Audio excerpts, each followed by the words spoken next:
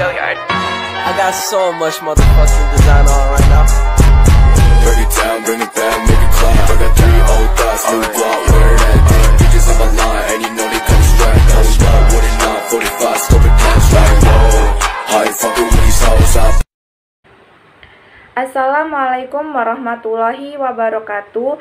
Perkenalkan, nama saya Seri Utami, NPM 2011080165 dari Prodi Bimbingan Konseling Pendidikan Islam kelas C. Di sini saya akan memaparkan materi mengenai laporan studi kasus tentang perilaku membolos siswa SMA. Video ini saya buat guna memenuhi tugas mata kuliah studi kasus pada anak dan remaja yang diampu oleh Bunda Eka Putri Rahmadani MGZ. Baik, materi yang pertama yang akan saya sampaikan yaitu mengenai pengertian perilaku membolos.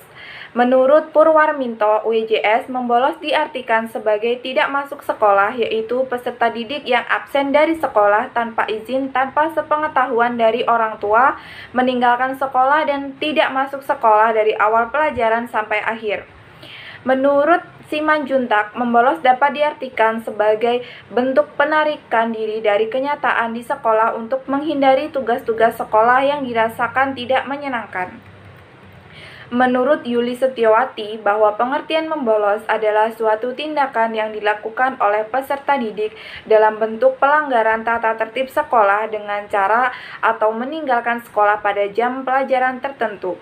Meninggalkan pelajaran sampai akhir sepanjang hari, yaitu dari awal pelajaran sampai akhir pelajaran, guna menghindari pelajaran efektif tanpa ada keterangan yang dapat diterima oleh pihak sekolah atau dengan keterangan palsu. Dari pengertian di atas, maka diperoleh kesimpulan bahwa membolos merupakan salah satu bentuk dari kenakalan peserta didik, dan jika tidak segera diselesaikan atau dicari solusinya, dapat menimbulkan dampak yang lebih parah.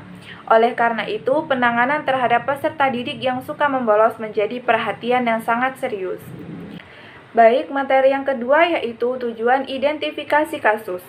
Tujuan identifikasi kasus perilaku membolos pada siswa SMA yang akan dibahas adalah sebagai berikut. 1. Untuk mengetahui penyebab yang menjadi latar belakang siswa yang melakukan tindakan membolos pada saat pembelajaran sedang berlangsung. 2. Untuk mengetahui dampak apa saja yang terjadi pada siswa yang membolos. Yang ketiga, untuk mengetahui bagaimana upaya guru BK dalam menangani perilaku membolos pada siswa. Yang ketiga yaitu sasaran studi kasus. Sasaran studi kasus adalah individu yang menunjukkan gejala atau masalah yang serius, sehingga memerlukan bantuan yang serius pula. Yang dipilih biasanya jadi sasaran bagi suatu studi kasus adalah klien yang menjadi problem atau problem case. Jadi, seorang klien yang membutuhkan bantuan untuk menyesuaikan diri dengan lebih baik, asal klien itu dalam keadaan sehat rohani atau tidak mengalami gangguan mental. Adapun yang menjadi sasaran pada studi kasus ini adalah siswa SMA, khususnya siswa yang melakukan tindakan perilaku menyimpang di sekolah, yang mana fokus utama pada studi kasus ini adalah pembahasan tentang tema, isu, dan implikasi yang ada pada kasus perilaku membolos siswa SMA. Baik, materi yang keempat yaitu metode dan alat pengumpulan data. Metode penelitian ini yaitu menggunakan metode studi kasus. Fokus utama studi kasus dalam penelitian adalah membahas tema, isu, dan implikasi dari sebuah kasus. Dalam bimbingan dan konseling, studi kasus juga digunakan untuk mengkaji gejala dan fenomena pada kasus yang muncul. Teknik pengumpulan data yang digunakan dalam penelitian ini menggunakan triangulasi, yakni pengumpulan data yang berbeda-beda untuk memperoleh informasi data dari sumber yang sama. Penulis menggunakan wawancara, observasi, dan dokumentasi sesuai dengan konsep yang diberikan oleh Miles dan Huberman dalam Sugiono 2018, serta seluruh kegiatan dalam analisis data kualitatif dilakukan secara terstruktur dan berlangsung secara terus-menerus pada setiap tahapan penelitian, sehingga sampai tuntas data yang diperoleh dan informasi yang didapat sampai jenuh.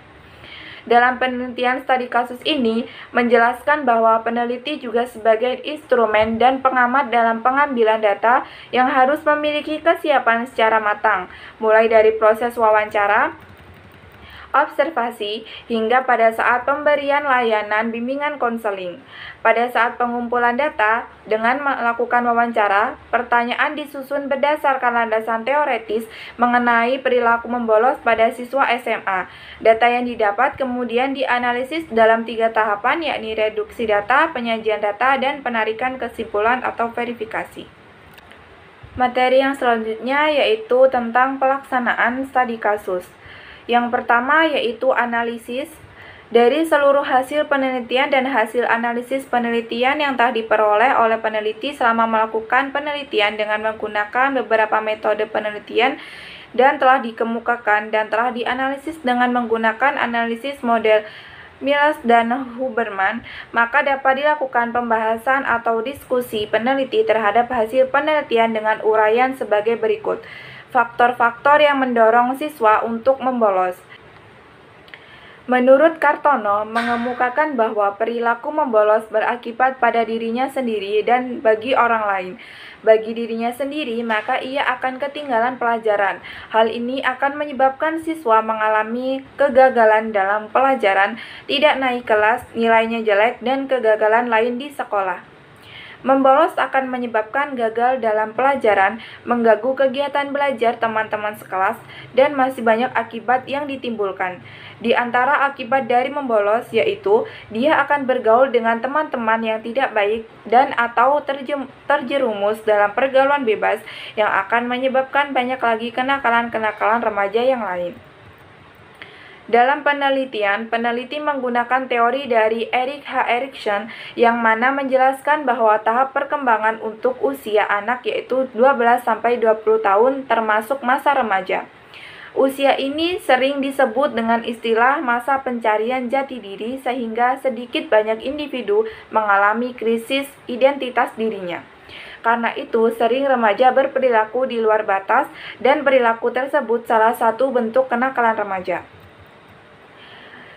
Jensen mengatakan bahwa kenakalan remaja dibagi menjadi 4 jenis, yaitu kenakalan yang menimbulkan korban fisik pada orang lain, seperti perkelahian, perkosaan, perampokan, kenakalan yang menimbulkan korban materi, seperti perusakan, pencurian, pemerasan, kenakalan sosial yang tidak menimbulkan korban di pihak orang lain, seperti pelacur, penyalahgunaan obat, hubungan seks bebas, dan kenakalan yang melawan status, misalnya mengingkari status anak sebagai pelajar dengan cara membolos dan melawan perintah.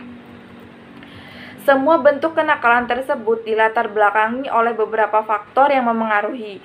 Faktor-faktor tersebut berasal dari keluarga, lingkungan sekolah, dan dari dalam individu. Pelaksanaan yang kedua yaitu diagnosis. Berdasarkan hasil penelitian yang peneliti peroleh melalui wawancara, observasi, dan dokumentasi, dapat diketahui bahwa faktor-faktor yang mendorong siswa untuk membolos berikut hasil temuan baru dari penelitian. 1. Berdasarkan tahap perkembangan usia, 12-20 tahun merupakan masa pencarian jati diri atau identitas diri. 2. Tingkat intelektual dan motivasi belajar siswa mempengaruhi nilai akademik. 3. Perasaan rendah diri dan tersisihkan dari teman-temannya mempengaruhi dalam hubungan sosial di sekolah. 4. Latar belakang keluarga mempengaruhi pribadi siswa di mana keluarga yang broken home cenderung anak menjadi nakal dan salah satu bentuk perilakunya yaitu mengonsumsi narkoba atau minum minuman keras. Yang kelima, status ekonomi keluarga, di mana keluarga yang termasuk menengah ke bawah secara tidak langsung, anak akan membantu orang tua untuk bekerja. Dan bahkan sebaliknya, keluarga yang menengah, anak cenderung suka hidup royal. Kemudian, yang keenam, pengaruh teman sebaya di mana pergaulan yang cukup luas dan bebas bergaul dengan siapa saja. Salah satu diantaranya bergaul dan hidup dengan gaya hidup anak punk atau kelompok anak-anak yang kehidupannya bebas tanpa pengawasan dari orang tua. Yang ketujuh, pengaruh teknologi, di mana sekarang ini siswa lebih suka bermain game dan pergi ke warnet.